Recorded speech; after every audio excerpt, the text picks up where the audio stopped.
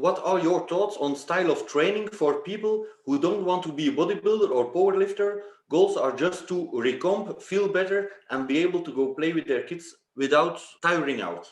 This is the TRT and Hormone Optimization YouTube channel. And if you want to learn all about the science-based information on this topic, consider subscribing, hit that notification bell, and you'll be on your way. Without tiring out.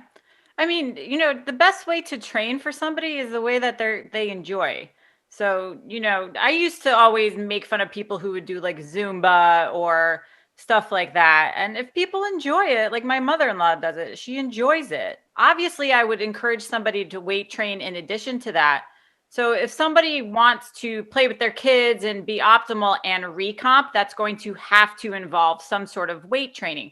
But you can absolutely do that doing a total body workout 3 to 4 days a week where you hit everything. And then maybe you have 1 day of conditioning.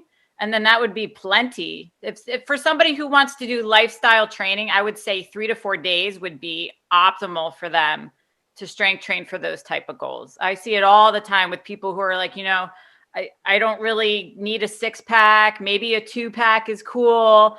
I don't want to necessarily have a stereotypical dad bod, but I actually want to be a cool dad and play with my kids, but maybe have some muscles.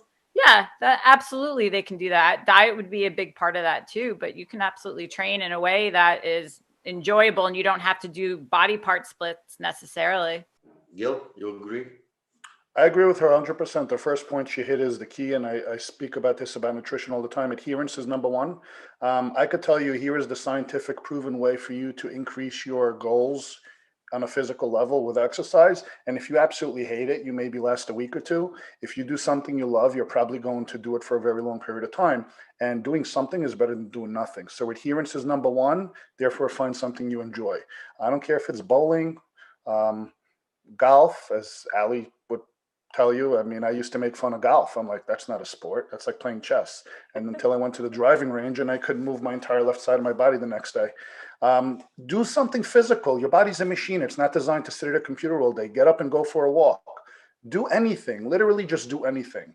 And play catch with your kids. If you do something physical, when it comes to having more energy and endurance, it comes down to two energy systems, anaerobic and anaerobic. You want more muscular endurance, okay? That's when you're, doing something strenuous. And you want more aerobic endurance. That's the ability to go for a walk or a run or a bike ride or a swim. So exercising those two energy systems, like Ali said, a little bit of weights or any sort of resistance training, your body is a weight in and of itself. Calisthenics, moving your body around, push-ups, pull-ups, anything like that, a few times a week, combined with some low-intensity cardio training. And cardio doesn't mean balls to the wall, gasping for air, laying on my back, sweating.